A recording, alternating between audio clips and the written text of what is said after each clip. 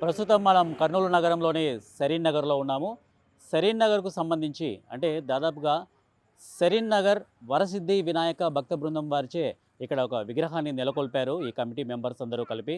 So ఇక్కడ ఎన్ని ఏళ్ల నుంచి ఇక్కడ ఈ విగ్రహాన్ని నెలకొల్పారు, ఎన్ని రోజుల నుంచి ఇక్కడ పూజలు జరుగుతున్నాయి, ప్రతి ఏటా పూజలు జరుగుతున్నాయా లేదా, తర్వాత గణేష్కు సంబంధించినటువంటి డీటెయిల్స్ మనకు అందివ్వడానికి ఈ సరీన్ నగర్ వరసిద్ధి వినాయక భక్త బృందం వారిచే వారి మాటలను అడిగి తెలుసుకుందాము. సో ఈ కమిటీకి సంబంధించినటువంటి మెంబర్స్ అలాగే ప్రెసిడెంట్ ఇక్కడ ఉపేంద్ర ఉన్నారు. దానికి సంబంధించిన డీటెయిల్స్ మొత్తం వారి ద్వారా నుంచే మనం తీసుకుందాం. సో చెప్పండి ఉపేంద్ర. ఫస్ట్ అందరికీ హ్యాపీ వినాయక చవితి. ఇక్కడ షరీఫ్ నగర్లో మేము గత 2016 నుండి విగ్రహాలను కూర్చోబెట్టడం, మేము పూజించడం జరుగుతుంది.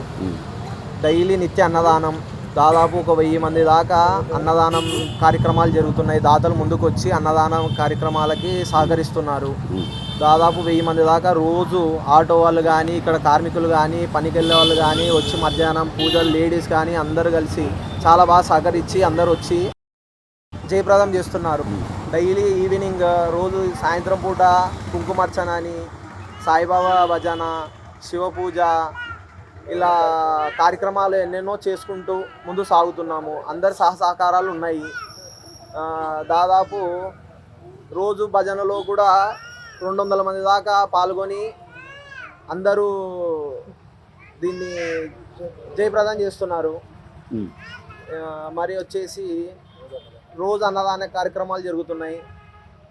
ఇలా అందరూ భక్తితో అందరూ చాలా సహకరిస్తూ భక్తితో కాలనీ వాసుల సపోర్ట్ ఎట్టుంది? చాలా కాలనీవాసులు చాలా సపోర్ట్ చేస్తున్నారు అన్న మనకి. రోజు రావడం కానీ, పూజల్లో కూర్చోవడం కానీ, ప్రతిరోజు పూజలు చేయడం కానీ, చాలా బాగా పూజించుకుంటూ రోజు ప్రసాదాలు ఇళ్ళల్లో టైం తీసుకొని చేసుకొని అందరు పిల్లలు అందరితో కలిసి వచ్చి చేయడం జరుగుతుంది.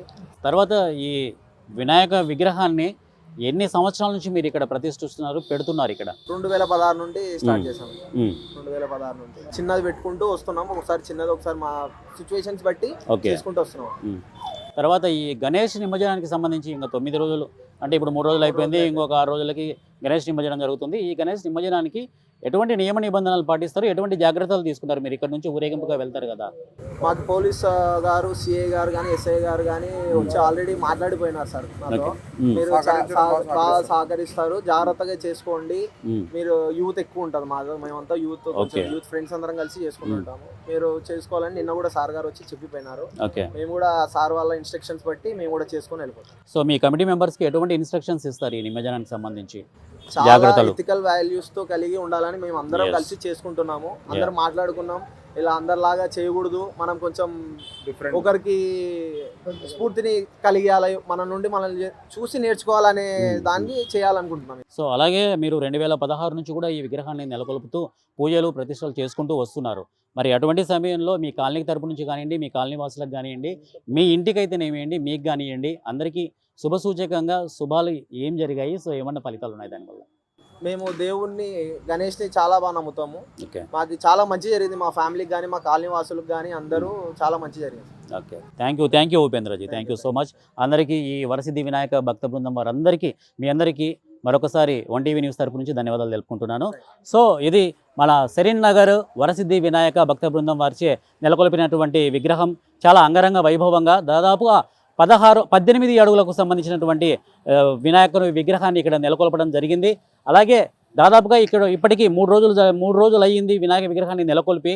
ప్రతిరోజు నిత్యాన్నదానము, అలాగే అల్పాహారము, భక్తాదులు ఎంతమంది వచ్చినా కూడా ఇక్కడ వారందరికీ నిత్యాన్నదానము, అల్పాహారం జరుగుతుంది.